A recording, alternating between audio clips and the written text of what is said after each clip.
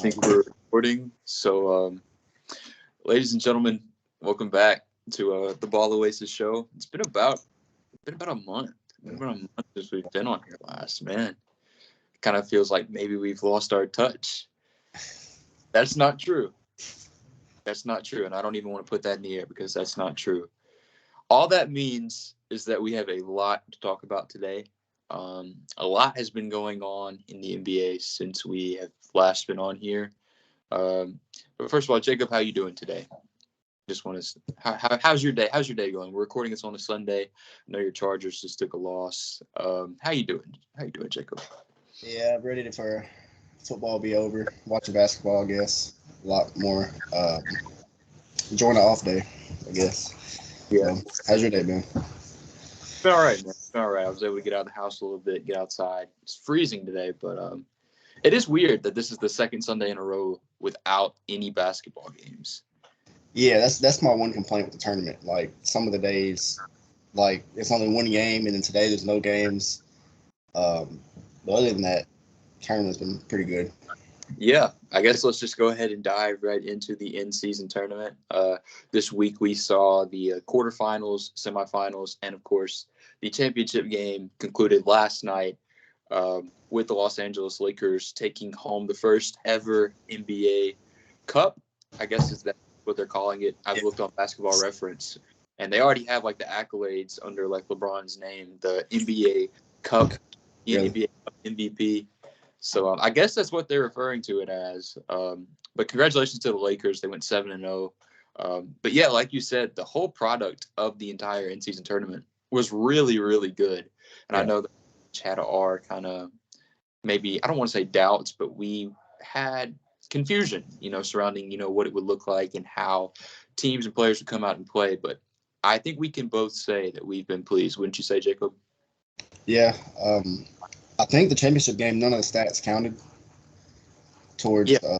I still am weirded out by that. I don't know exactly what that even means, but because it's an extra regular season game, basically. It's like I don't think it counted to the record or anything.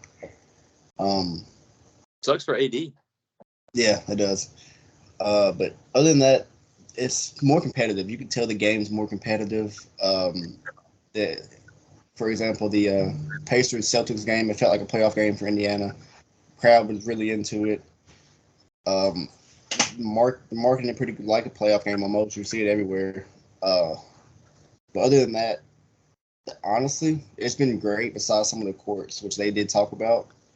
But other than that, I have no complaints. I know players are complaining about the point differential thing, which I don't have a problem with. But other than that, I think that's been great for basketball this year. Yeah, I agree. I'm gonna ask you this question because I've seen some people kind of have a little bit of discourse and have differing opinions about this.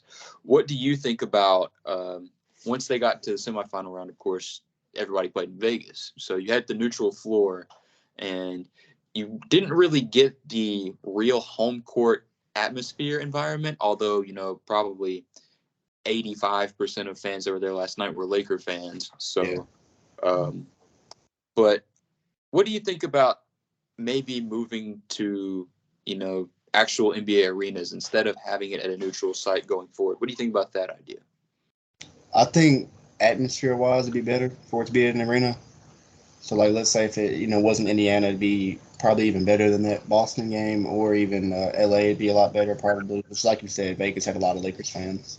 I know some people mentioned kind of with the TV deal, just kind of go to like Vegas, Seattle, places like that to try to test out, fan interaction. But personally, I think at a home court would be a lot better, just for like the playoff wise and the intensity of the game, I think. Yeah, and of course there would be like disputes as to what goes into who gets home court advantage, whether it be the point differential, because like we saw going into last night, the Pacers and the Lakers both came into the game 6-0. Yeah. So, outside of point differential, I don't really know what other way to decide who gets home court in that circumstance. But maybe that's something that they explore going forward. But for this first time around, I think that it was a huge success. I think that it brought a lot of attention to some teams and players like the Indiana Pacers who do not get, the mainstream attention attention of the big market teams. So, of course, that was a big, big win for the NBA. Big win for NBA fans, for the kind of casual fans to be able to see players like Tyrese Halliburton, who have been having outstanding seasons so far.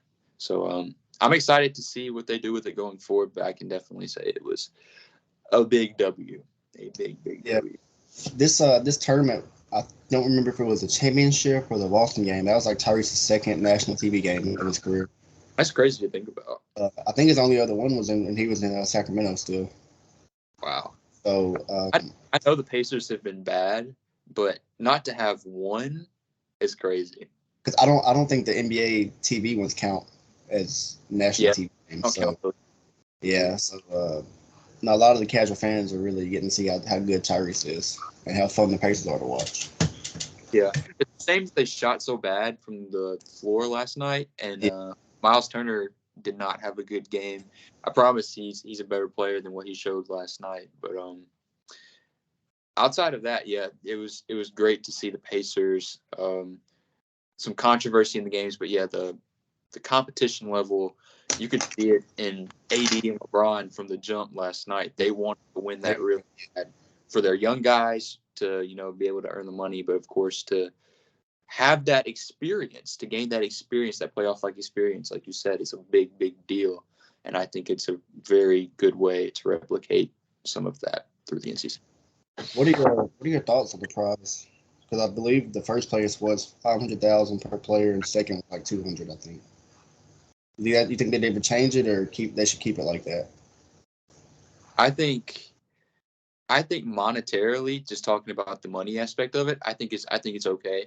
I think if they were going to add something else to it, maybe, and I've seen discourse talking about this as well, like some type of playoff or at least play in.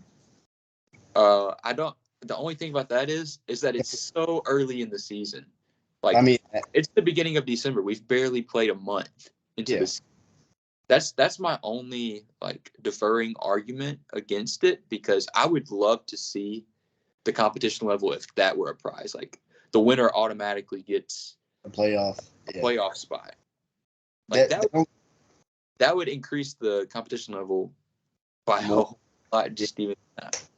But that would only help like the teams like Indiana that could be a play-in team, or a team like really all the teams that made it were playoff teams, like the Pelicans maybe. But if they would get hurt or something, it'd be for no reason almost. I've seen that, or the winner gets, I guess it kind of counts the playoffs, like an automatic home court first round or something. But yeah, another thing about that too is that after, let's say, let's say the Orlando Magic win the in-season tournament and they get an automatic playoff bid. Since they have an automatic playoff bid, and I mean, the Orlando Magic are the 3 seed in the Eastern Conference right now, so maybe they're not the best example. But let's say since they know that they have the security that they will be in the playoffs, they trail off. They tank basically the rest of the season, whether it be they play their guys a lot less, or they just don't go as hard as they would, knowing that they have to earn their playoff spot through the whole season. That's the only thing that I can really say to argue against it. That would be my only argument. Because I said, would you do like a draft pick, like the end of the second round draft pick or something? But I mean, it might help, might not help. It really wouldn't matter. I feel like nobody would care about that. Yeah. Not that late of a pick. If you were gonna do a pick, I feel like a lottery pick would be a better pick. Say lottery or like the first pick of the second round. But boy, you get those Detroit Pistons playing hard for that lottery pick. You get those San Antonio Spurs playing hard for that lottery pick. Yeah. I just got to touch on the Pistons and the Spurs real quick. If y'all didn't know, if y'all have not been in the loop, I'm sure most of you know about the Detroit Pistons. The Detroit Pistons are currently on a 19-game losing streak. On that streak, they have been the league's worst offense. They have been the 3rd worst defense. They have shot the worst from 3. They have the lowest assist to turnover ratio. And despite all that, I don't even feel like the players are the problem. I don't feel like the players are the problem. Not in some of the games. And I've been heavy on Detroit Pistons, people's timelines, and been watching some YouTube videos. They all blame ownership. They all are blaming ownership. Monty Williams has gotten some flack too. I don't think it's on Monty Williams really. I think some of his rotations. I know we've mentioned on here before, especially guard rotations with Jaden Ivey not playing very much, sitting for Killian Hayes. And Marcus Sasser getting a lot of minutes over Jaden Ivey. But I don't think the players are the main problem for the Pistons. I think it's ownership. But 19 games in a row is a culmination of a lot has to go wrong for you to lose 19 games in a row. I'm calling it now. They play, I think, Philadelphia twice over the next week or two. They're going to win one of those games. Yeah, I was about to pull up their schedule. I was going to ask you to tell me where's their next win. It's one of the Philadelphia games. It's just how it always is. Something's going to happen. All right, let's see. They play Indiana tomorrow. It's probably a loss. They have back-to-back games against Philly. So you think that they'll win one of those games? They might. They were close before when they first played. But if Joel Embiid plays, they don't stand a chance. Yeah, no. But he got hurt last game, so I'm assuming he's going to sit out one of these games. So I think they lose both. Okay. At Milwaukee, they lose at Milwaukee. No. At Atlanta, they lose at Atlanta. Yeah. Here's one that they might have a chance. They might have a chance this game. At home against Utah on December 21st. That might be the one. Maybe. We also said that whenever they played Washington at home, though, and Washington beat them by almost 20. Yeah. So then they have back-to-backs against Brooklyn. Maybe they win one of those, but I won't keep going on the spiel. All I'm saying is the Detroit Pistons. I don't see a clear win. There's people saying they won't get a win the rest of this year, 2023, which might not. Yeah, like you said, they'll probably end up beating like a top team like the Sixers or the Bucks, and everybody's like, "What? How did you lose to the Pistons? How did this team lose to the Pistons?" That's probably what will end up happening. I don't know, like a Isaiah Stewart legacy game or something. Killian Hayes don't cook Philadelphia last time he played, so I wouldn't be surprised. Good game. Killian has been playing better is the thing. I know we come on here and we've ragged Killian before. Killian has been playing better throughout the stretch. We have a ongoing joke off camera between Killian and Patrick Williams, so they've both been playing better. I think we need to find new players to new players.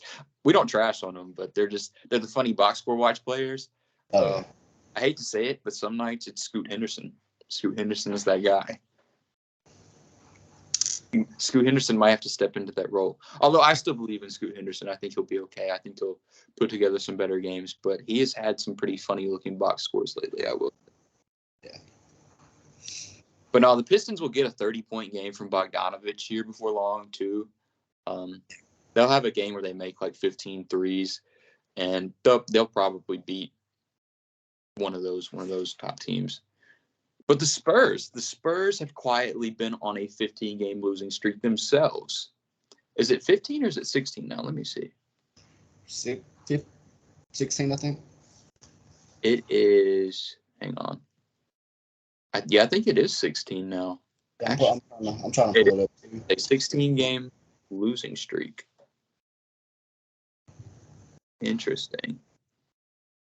That's kind of gone under the radar with Detroit losing 19 in a row. But the Spurs have been the second worst team in a lot of categories that the Pistons have taken last in recently. The Spurs are losing close games, though. I will say the Spurs are losing a lot of close games. They had a chance to beat the Atlanta Hawks the other day. They kept it close with the Timberwolves. Without Anthony Edwards, the Timberwolves, of course, are just a far better team. Are they still running the Jeremy Sohan point guard experiment? I think he's been hurt the past few games. Okay.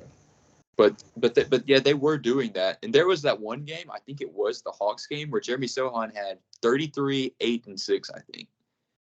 And he went 3 for 3 from 3. Not about right, yeah. that was a funny box score to see. Outside of that, that was an anomaly game. Yeah, the Jeremy Sochan point guard experiment has not been going very well. I still don't understand why Trey Jones doesn't start. Yeah, a lot of I've been on Twitter a lot too. A lot of Spurs fans are saying that Sochan at the point is kind of ruining Vic's year a little bit, rookie year a little bit. Because there was a play, I can't remember if it was the Wolves or Hawks. It was a 2-on-1 with Sochan and Vic, and then he passed to Trey Jones, who immediately threw an oop to Vic. Yes, Yeah. I know the play you're talking about. So they're not trying to win. So I mean, I guess I get why Pops want to try different things, but sometimes like you should let Sochan do it off the bench, or run the backup, the bench lineup. But yeah, I don't know. They started off good, but it's been bad ever since. They did. They won those 2 games in Phoenix, and of course, everybody was saying, "Whoa, let's look out for the Spurs potentially." Team, yeah. But yeah, they haven't won a game since. They haven't won a game. It was in November. Second win in Phoenix. Oh yeah, it was. That wasn't in October still, was it? That was on November 2nd. So it was right.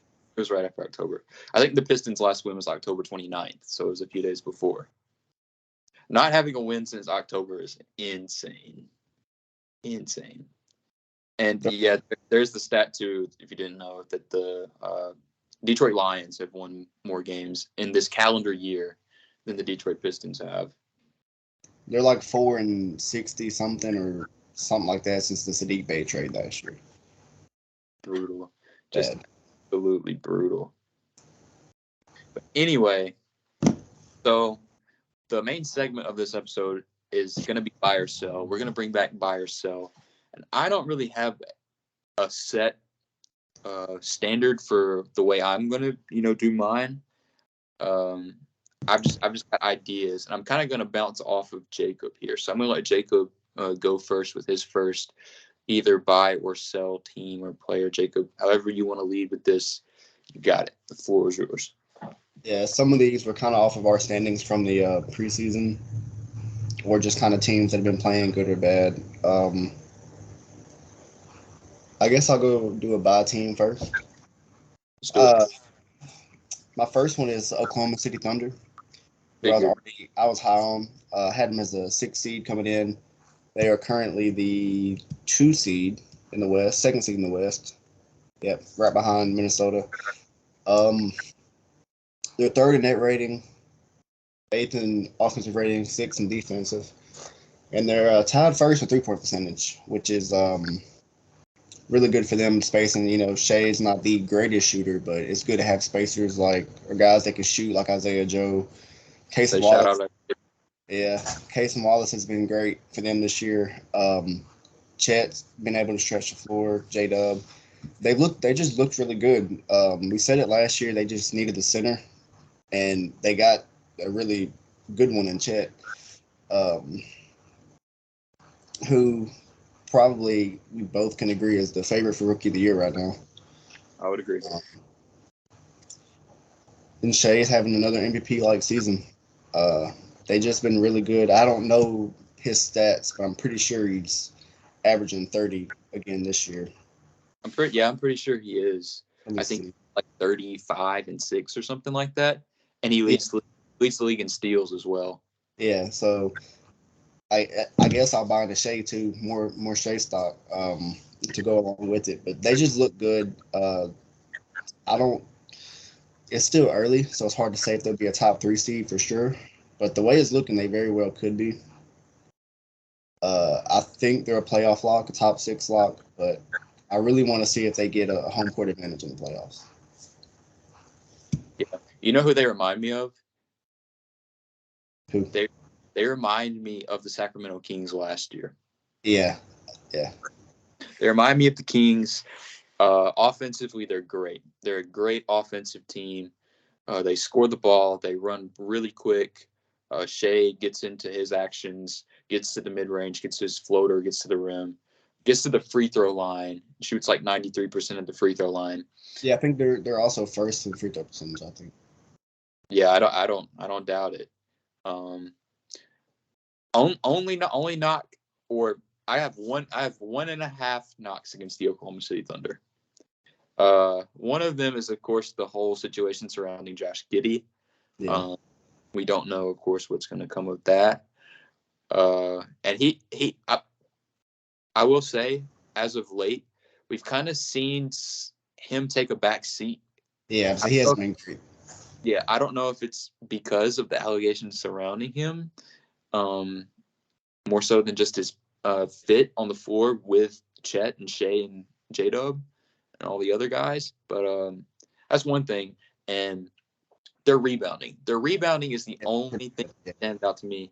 If you're going to have Chet Holmgren at center, you're probably not going to be a great rebounding team, unfortunately. But, of course, they make up for that in other areas. They get steals, they run the break, they get fast break points, they knock down threes. Yeah. But they're 26th in rebounding. They're bottom 5 in rebounding. So that's just something I'm keeping an eye on. It's not something that really worries me. I think the Thunder will be a top. It's hard. It's hard. I'm still sticking with 6, but I want to see them get home court. I had them at 10. They'll be a lot higher than 10. Today's December 10th. I don't want to say a specific number, but I think they'll be somewhere between 3 and 6. Yeah. Right. Remember, this time last year you called something in the East and completely wrong about it. So I was on December 16th of 2022. It's not yet December 16th. Today is December 10th. So apples and oranges. But there's one team I hope you don't say. We've mentioned it. We'll get to that when we go. Yeah. Let me give my bye team. This is really the one bye team that I really wanted to talk about because I know you won't have this team. First of all, this team is 12-10 coming into the day, 7th in their conference, and they haven't really shown super great things yet. But I believe that this team is about to hit a stretch. And, let me guess who it is. Is it a West team? It is a Western Conference team. Is it Houston? It is not the Houston Rockets. I had the standings pulled up, but I wasn't paying attention. Yeah, I'm not buying the Houston Rockets. They just got their first road win. They have to win more road games before they gain my respect. But I've got the Phoenix Suns. I left them off I'm buying into the Phoenix Suns. They get Bradley Beal back on Tuesday. That's a big thing. They will get Bradley Beal back. One of the top offenses in the league with only one of their main guys playing most nights. They've been better defensively than we kind of thought that they would be coming into the year too. And I think that's a big shout out to a lot of their role players. I think that their bigs in the interior have done a really solid job. They've done a much better job than I thought they would. They started out the season, I think even up till like a week or so ago, they were a top 10 defense. I think that they're 14th. They entered the day at 14th now. So they're still a top half defense technically. And I'm also just counting on those guys playing together. If those guys play together, they'll be a transcendent offense. I think they've got enough defense. They've got role players who can knock down threes. Shout out to Eric Gordon. Shout out to Yuta Watanabe. Shout out to Josh Okogie. I know he went 0 for 5 in the last game, but he knocks him down sometimes. I don't know. I like Phoenix. I like Phoenix to get hot. I'm not necessarily saying I like them. I'm not buying them for a championship run. I'm not ready to say that yet. Yeah. But I like Phoenix to work their way up the Western Conference. They're sitting at 7th right now. I think in a month or two, maybe around the All-Star break, I think we see them up around 3 or 4 in the Western Conference.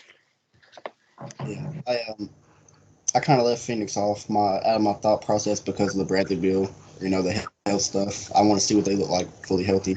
Like you said, the offense should be there. I know Eric Gordon's been playing really good. I think the only problem they have is backup big outside of injuries. I don't think Drew Eubanks has been playing really good. Minutes. He He hasn't been playing very many minutes. So is Nurkic just? I haven't watched a lot of Phoenix. Has Nurkic just been like out there a lot, or is like KD been running the five? Or Yeah, they go to lineups where either KD runs the five or Keita Bates Diop will run okay. the 5 times as well. So Okay. Yeah, like you said, they're the team that could get hot and go on a big winning streak. Um, like you said, uh, they almost were a sell team because I had them so high, but then Bradley Beal hadn't been there, so I got to want to see what that looks like and if they can stay healthy. Um, but like you said, KD, Devin Booker, as long as one of them's out there, they've been winning games. So not much to really complain about with Phoenix so far. I will say that all of their minimums have kind of worked out. Most of the minimum signings have worked out so far. they've been really, really good for them. Another thing with Phoenix too, they have the 5th hardest schedule remaining, so that may be something to look out for. Right. It goes against my theory, but yeah, I've also just got the idea in my head. Maybe the idea will be better than what we see on the floor with all those guys playing together. But I gotta think that they will, if they can do it, they'll be elite together. Because Yeah. just Devin Booker and Kevin Durant last year on the floor were elite together. So Yeah. And I know you've mentioned lately we've talked that Devin Booker's playmaking has been really good. don't make me start pushing agendas on here now. Hey, we both have agendas to push. Maybe pushing agendas. But yeah, like I said, with Bradley Beal coming back, I guess I'll assume. I think Beal was supposed to be the point guard, I believe. But if it's Devin Booker now, I think they'll keep running Devin Booker, running the on ball. So yeah, Devin Booker will be the point guard. He's averaging 8.1 assists per game. yeah, so we'll like you said, just healthy, 5th hardest schedule. I didn't know that. As long as there's not a lot of back to backs or 4 games and 6 nights or 6 games and however many nights, I think they'll be fine. Guess who has the easiest remaining schedule? Easiest remaining. Is it Minnesota? It's a good team. It's not Minnesota. It's Eastern Conference team. Milwaukee. Philadelphia has the easiest remaining schedule. They're find a way to make it hard. Trust me. But yeah, I had Philadelphia as a 3 seed, so I won't buy into them yet. They've looked a lot better than people expected. Guess who has the hardest remaining schedule? Not Phoenix. You said 5th. Minnesota. Detroit. Well, that makes sense. They're games. Yeah, they're also by far the worst team. So let's see. Let's put this out there now. Do you think they're going to win more than 10 games? Yeah, they'll win more than 10. Well, they win more than, let's see. Hang on, I'm about to look up real quick what's the worst, because the Charlotte Bobcats went 7-59 in 2012. Right. But in a full season, I want to say it's Philadelphia went 10-72. I might be wrong. I'm about to look it up. All-time worst records. So the Pistons are on pace for the worst record of all time. Yeah. The 1973 Philadelphia 76ers went 9-73. But yeah, you were right. That 2016 Philly team went 10-72. You're right. Yeah. But yeah, as of right now, the Pistons are on track for the worst record.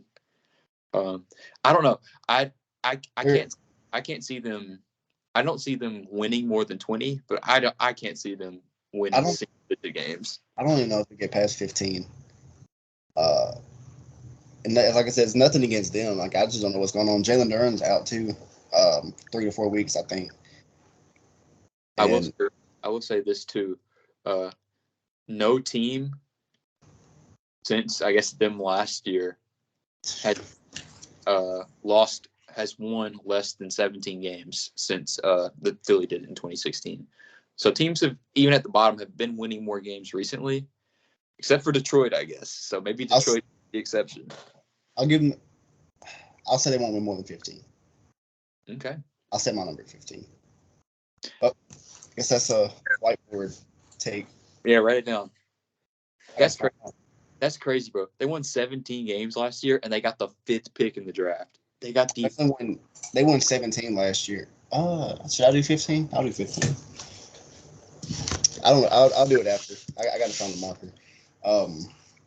There was a report a few days ago that somebody offered 2 first-round picks for Bogdanovich, and they didn't take it.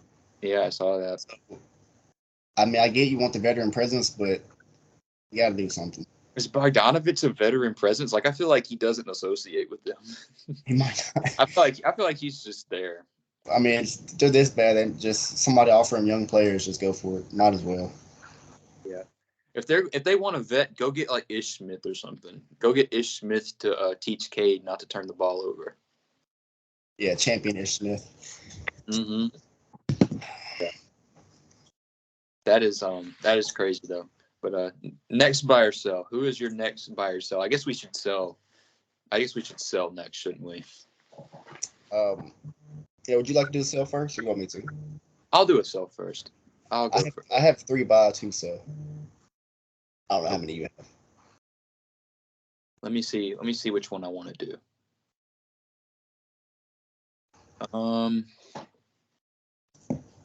Hang on. I don't know if I want to do them yet. Yeah, I'll do them. Did it sell? It's a tough one because I like this team. I really like this team. I know. It boggles my mind that some of the games they've lost and just the way that they've played lately, it boggles my mind that they've been as bad as they've been. I hope I know the team. Coming into the day, they're not even terrible. They're not a terrible team. They're 13-9. They have a solid record. But they haven't really dealt with injuries that much. They've had one of the easiest schedules in the NBA so far. They've lost some really bad games. They don't score points. They score the 22nd most points. So their offense is not as near as good as it was last season. They don't do the things that they did well last season. It's the Cleveland Cavaliers. Okay, yeah. They were close. I basically had them in the sell team. Almost. Yeah. Like I said, the thing is the record is not that bad. The record is good.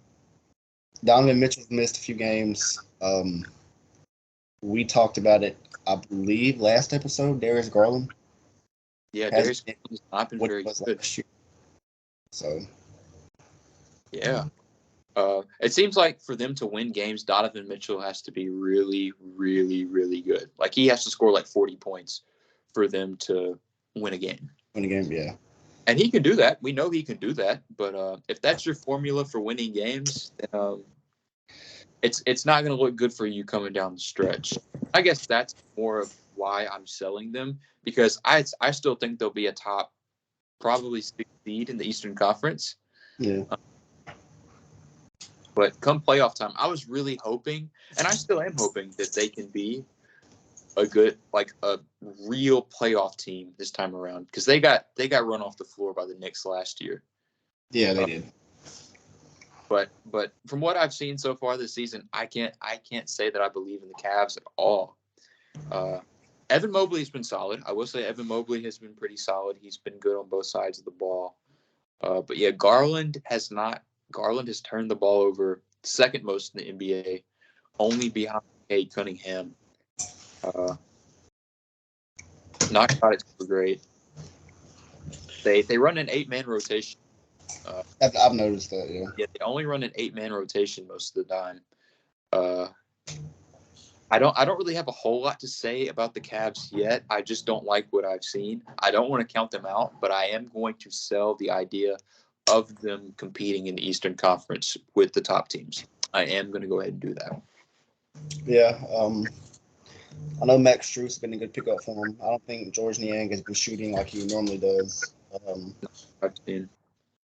Yeah, I had them as the 4 seed, but I've been saying, they could, for like a Boston, Milwaukee, or Philly, they could kind of upset one of them in the playoffs.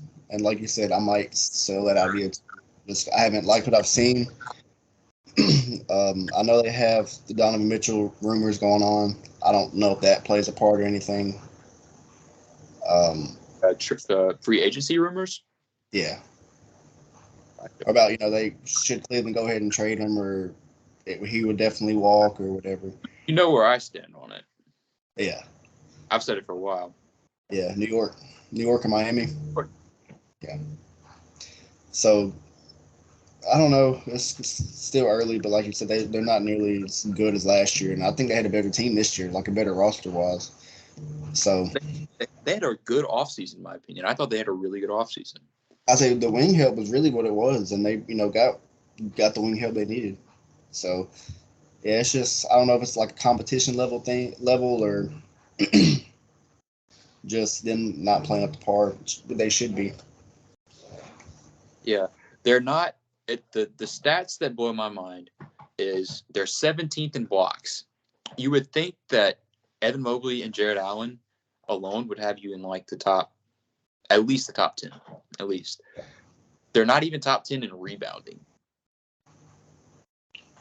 They're not top 10. Good. They're not top 10 in rebounding.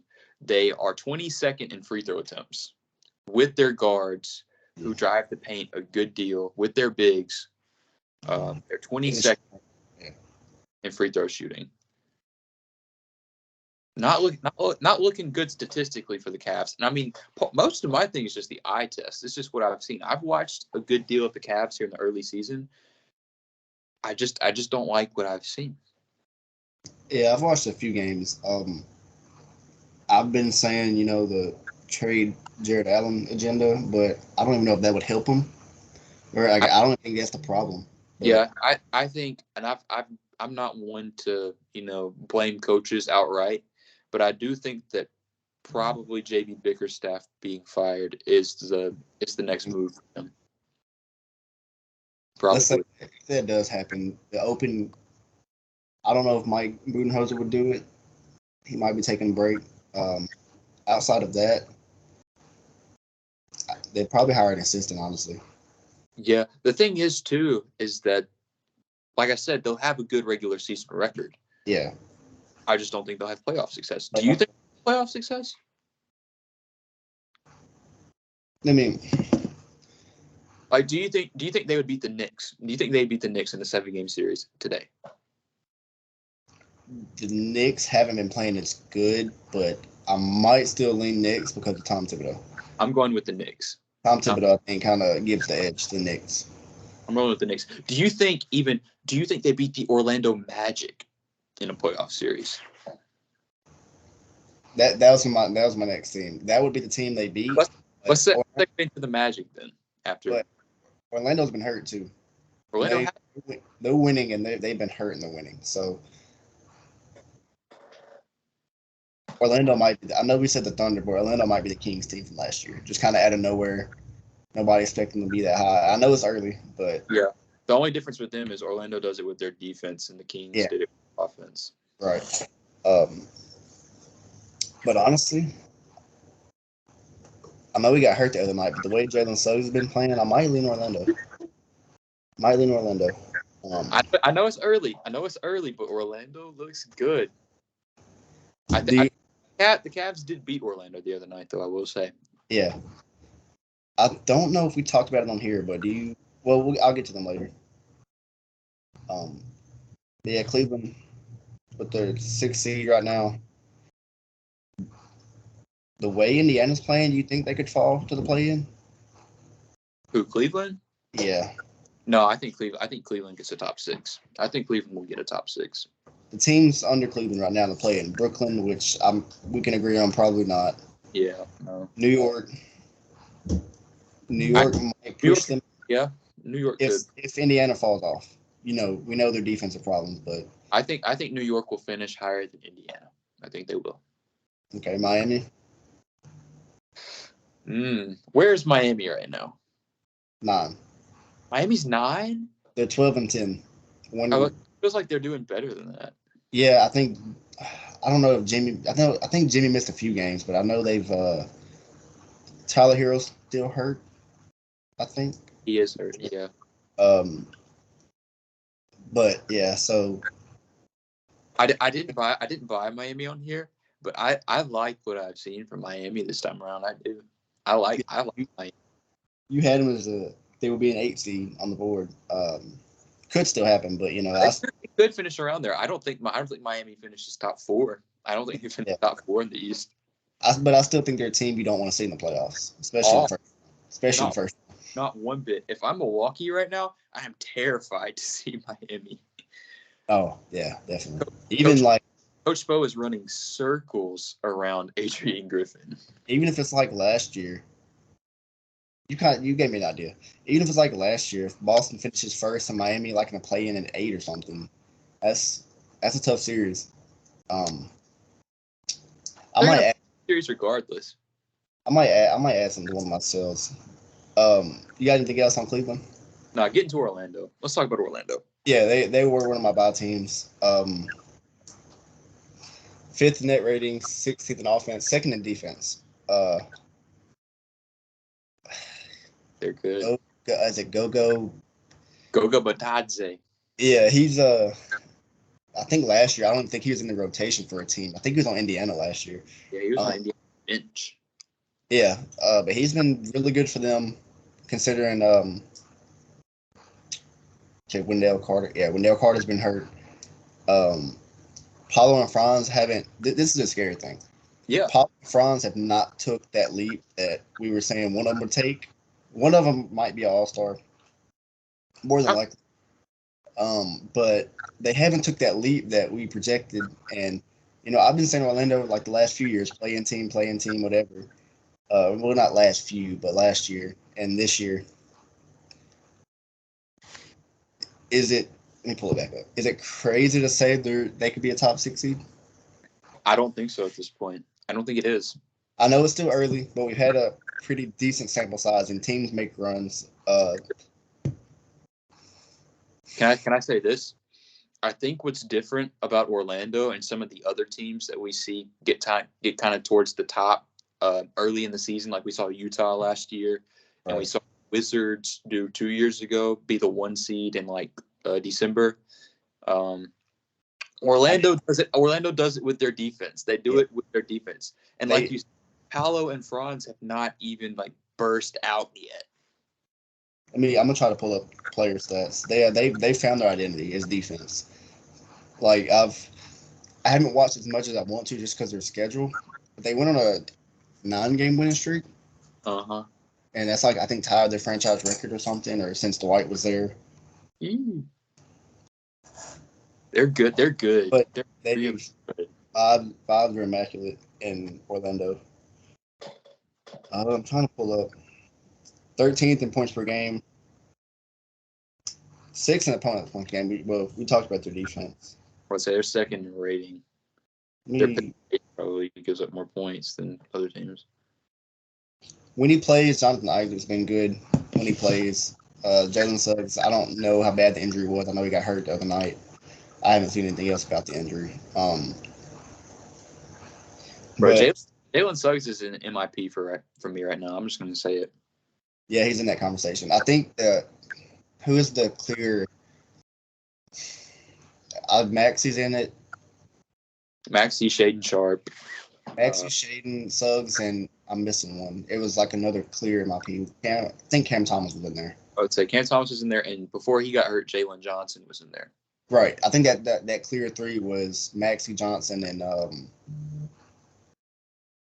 was it? I'm not sure. Right now, I think that award is on lock, but Suggs for the conversation. I really like Suggs for the conversation for it. Listen to some of their wins too. They beat the Lakers. They beat the Nuggets. They beat the Bucks. They beat the Celtics. Mm-hmm. They beat good teams. They have some of the good teams' numbers. Like the Celtics last year, they were 3-1 against the Celtics last year. So like they can beat good teams. It's kind of one of those things where they beat good teams, lose the bad teams. Sometimes. I would say, except they're beating the bad teams this year too. That's why they're 15. Yeah. So it's early, but I'd like to see them in the playoffs. Me too. I'd like to see a team that hasn't made it in a few years, just see what the crowd does. Like I said, just watching highlights and clips. The Jalen Suggs is it's like his heart and soul of that team almost. Imagine this playoff series. It probably won't happen unless maybe it's a 4-5 series. But Orlando and Indiana. Imagine an Orlando-Indiana playoff series. I'd watch that over any other playoff game. Besides Philadelphia, I'd watch like that over close any your other game. eyes and talking about like Orlando versus Indiana. Gross.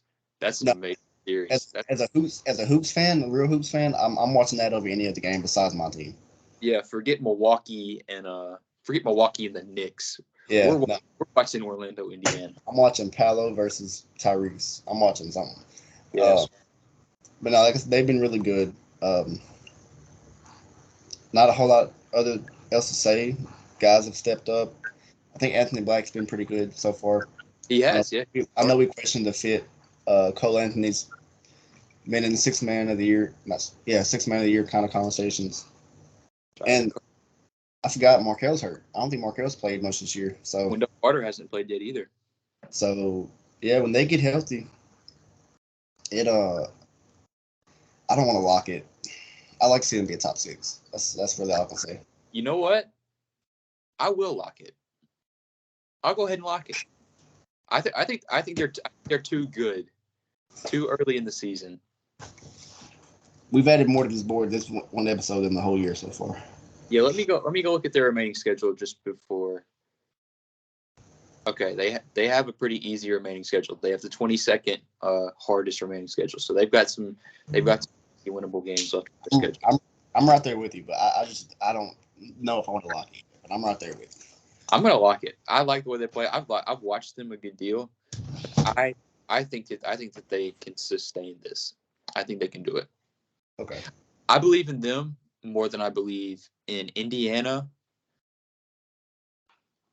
And I believe in them more than I believe in Cleveland, which is crazy to say.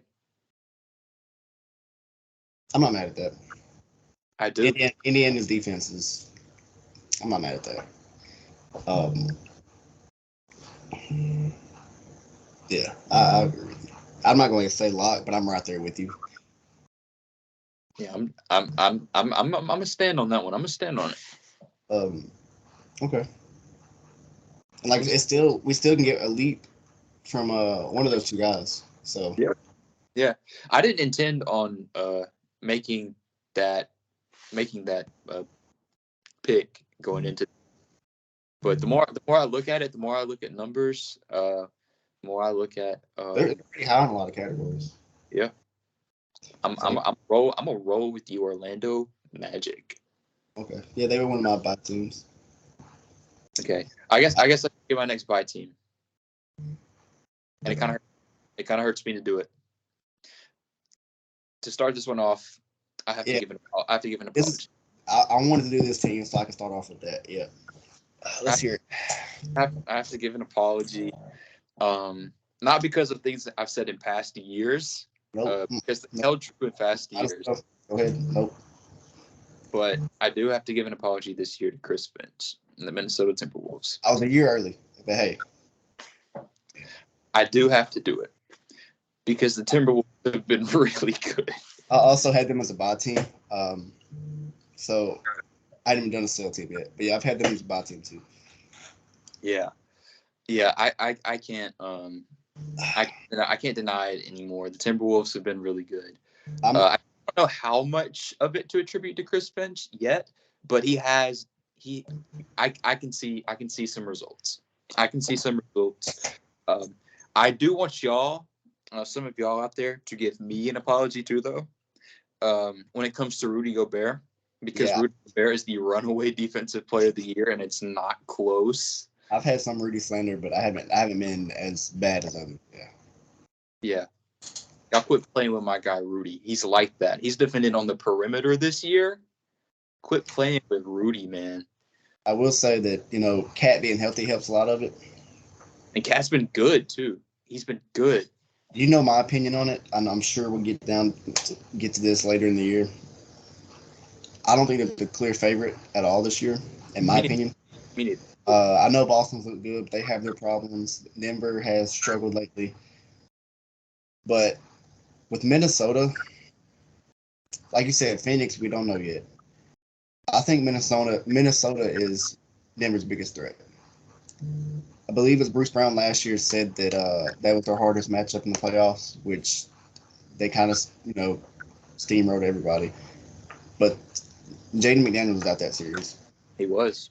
and I think they have, you know how I feel about Ant. I think they have the two guys that can kind of stop. The way Rudy's been playing, they can stop Jokic. They can slow it. There's no stopping Jokic, but slow him down.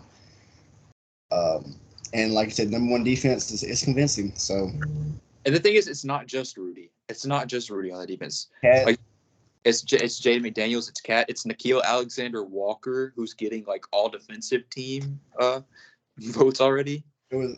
Oh yeah, I forgot about that. But there was a game. I forgot what game it was. But they had Rudy, Cat, and Naz Reid on the court at the same time. Naz Reid. We haven't even talked about Naz Reid. Yeah. Naz 50, 40, 90. Naz Reid, him and Cat both, or a Yeah. few days ago they were.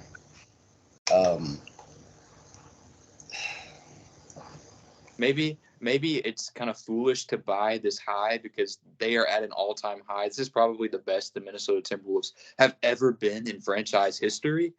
This Of is course, we were at watching basketball when Kevin Garnett was winning MVPs and stuff. But since we've been watching basketball, this is easily the best the Timberwolves. This is I believe this is the longest they've ever had the one seed, like in franchise history, I think, and it hadn't even been that long.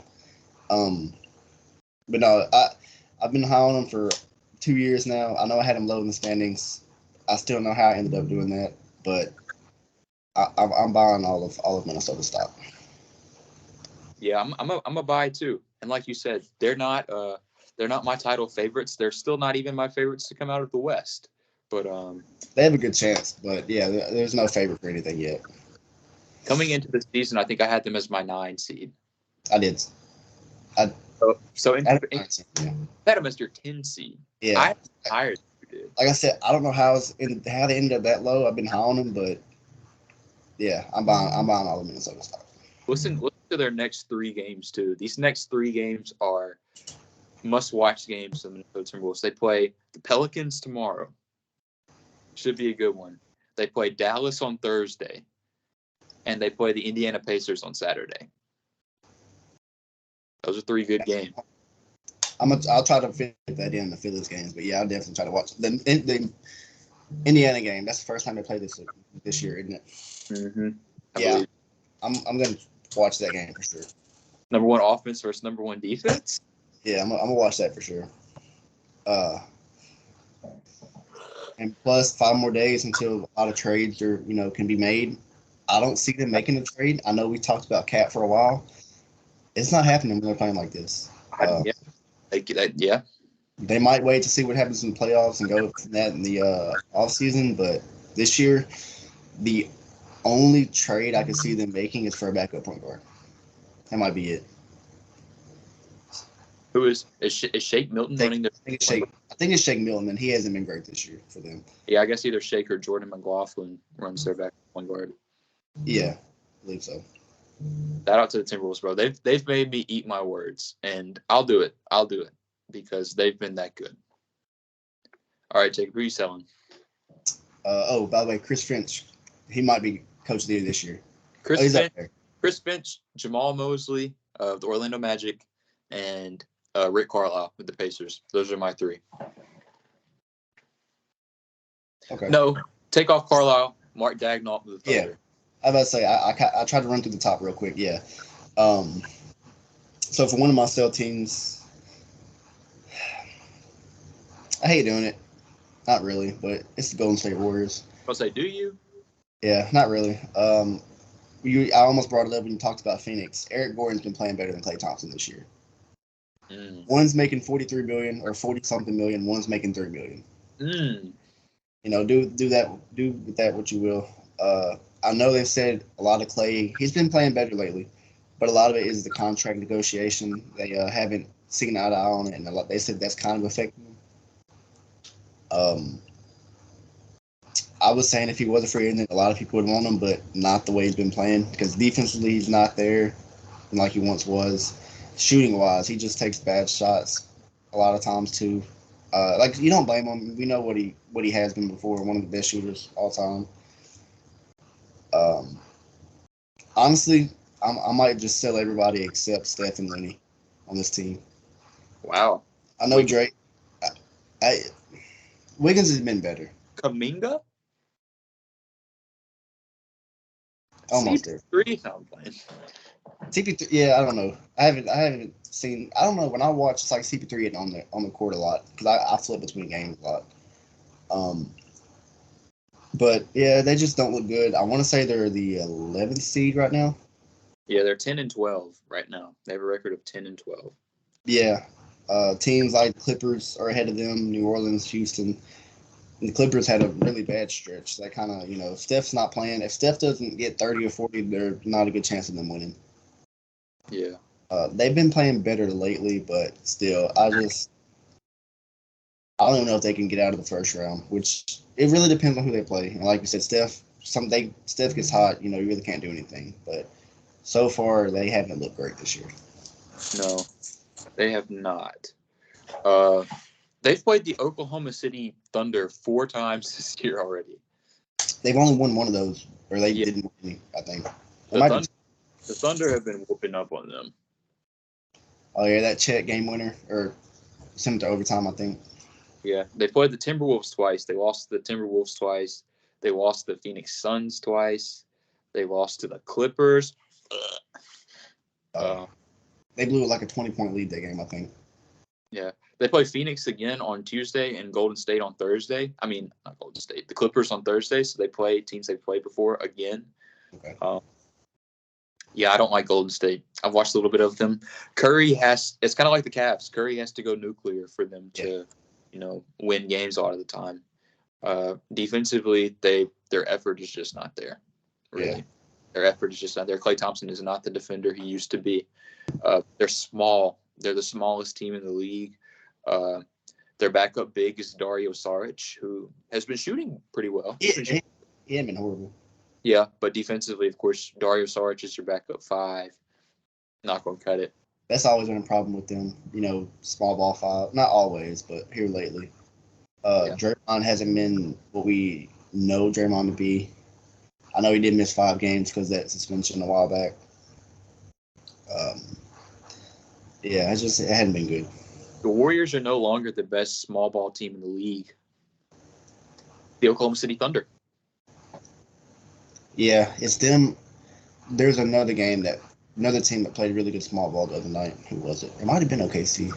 I guess Boston plays good small ball too. It was one team like you wouldn't think of that was playing really good small ball. I don't know, but yeah, that hasn't. They need a backup big, I think. Too. I don't think Golden State comes out of the first round if they make the playoffs. I think they'll be a play-in team. I think Golden State will be a play-in team. But let's go look at the standings right now. And if they do, Steph's gonna have to average like 35 the whole series. Oh yeah, and I mean in a one game setting, sure you have Steph Curry. Steph Curry can go nuclear for you, but in a series, yeah, if it's a play-in game and Steph has a bad night, they're out. Depending on the game. Right now, Golden State, like you said, is the 11 seed. But if they got into the play-in, they would either have to beat the Pelicans, they would have to beat the Clippers, they would have to beat the Rockets or the Suns. And I think they can beat one of those teams outright, and that's the Rockets. And I guess they can this year outright. They've already played a few times this year. I think Golden State won both. I know they won one for sure. Yeah. Houston's been pretty good.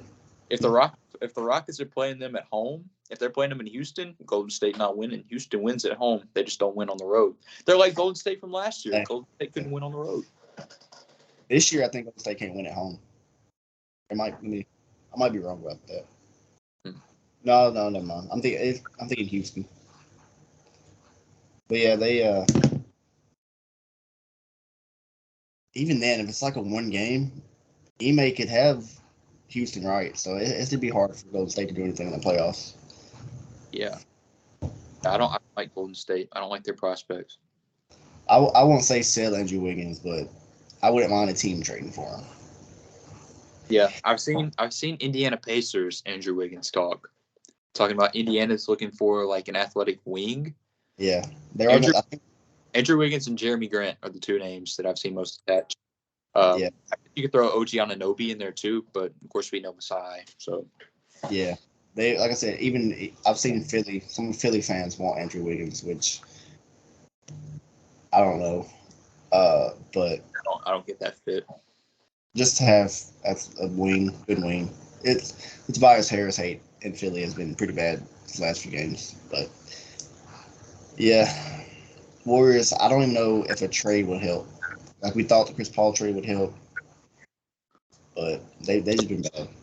So what do you think they do? Is it time to finally say goodbye to Clay? I'm about to say Clay is only expiring, but I'm 90% sure Steph won't let them trade him. I really, that's his guy. He's been trading his guys, but if Steph would rather win, then maybe, or if they might even ask Steph. New ownership, not new ownership. Who is it? Let's say Mike Dunleavy's their new. Dunleavy, yeah. So I don't even know if you could trade Clay because you could open up a lot of money, but there's really not much you could do. Yeah, I don't see how you make this team better significantly by the end of this year. Yeah. I don't know what direction they take. They're going to try to keep. Weird to say the Golden State Warriors are one of those teams that are stuck in the middle. Yeah, they're stuck in man's land. Not in Chicago territory, no man's land, but they're in no man's land. No, they still have Steph Curry, so they still have entertainment. But, yeah, it's not looking good. I guess we should each give one last sell. I guess I'll go first. How bold do I want to get? How bold do I want to get on December 10th? I figured you'd sell one team, but I know you're high on that team, but I doubt that happened. I think I'm gonna play it safe. I think I'm gonna play it safe just for today. I'm gonna sell the Atlanta Hawks. They were my sell team, so yeah. Okay. Makes it easy. Yeah, the Atlanta Hawks have not been they've not lived up to what I thought they would be. They're 9-12, sitting at the 10 seed in the Eastern Conference. Second in points per game. They're scoring the basketball. They're top 10 in rebounds, but they just don't defend a thing. They don't defend anything. And I was really, thinking, of course, like we said, Jalen Johnson has, gone out with an injury. Young's missed a few games, I think. Not sure. Yeah. I know he didn't play Friday. But you would think that they would be better than a bottom 5 defensive team. With Quinn Snyder as your coach, too. Yeah. I guess Quinn Snyder is Rudy made, apparently. Yeah, he don't know what to do with Capella out there.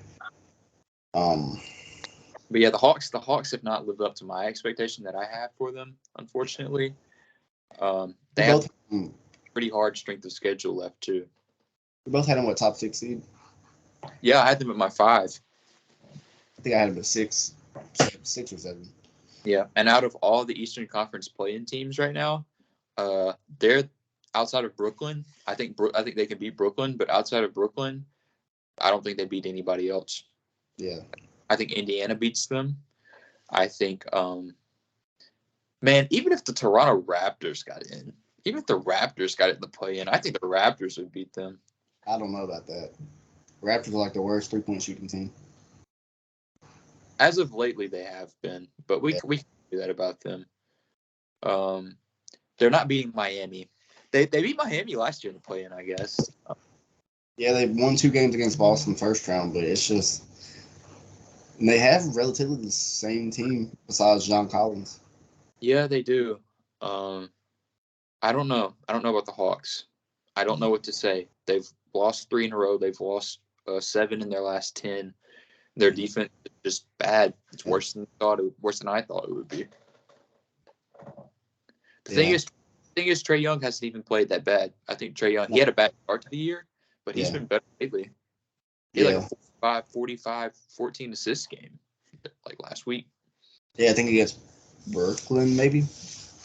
I don't know. Yeah. But yeah, they just had the eye test. You know, they just hadn't looked good. Not at all. Not one bit. So.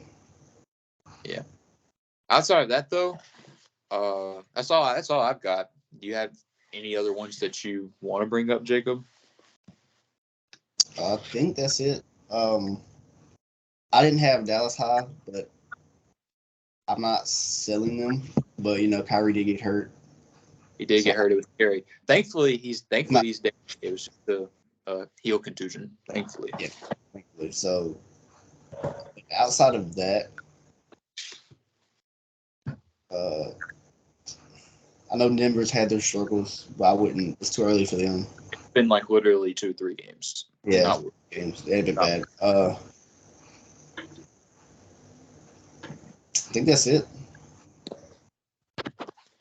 All right. Who gets the next win first? Detroit or San Antonio? That's a good one. I closed my laptop already, so I can't look at San Antonio's schedule. I'll go San Antonio. But hey, I'm just saying, I feel really good about December 21st for Detroit against Utah. I feel like that's the one. I'm telling you, if they lose to a good team, it's going to be Philadelphia. I'm calling it. What are you gonna do when that happens? How are you gonna take the flag for that? I'm gonna turn the phone off, put a do not disturb. A few people are gonna text me about it. You know how those group chats get. I guess sit in the dark. Just sit in the dark and stare at the ceiling. Yeah, that's what I would do. Because especially if it's like Killian Hayes and he has 30 points. Yeah. Yeah. Legacy game. Gonna get an Isaiah Livers legacy game. Yeah. James Alex Wiseman. Legacy game. James Wiseman's gonna cook Paul Reed when Joel sits out or Mo Bamba. So yeah. Marvin Bagley not playing. Marvin Bagley coming to play. That's funny. But yeah. I guess that's all for this episode. Hopefully we can get back on our regular schedule. Yeah, it was good to come in and talk today. Jacob, do you have anything before we close this episode? That's all I got. That's all we got. We'll see y'all next episode. Peace out. Yeah.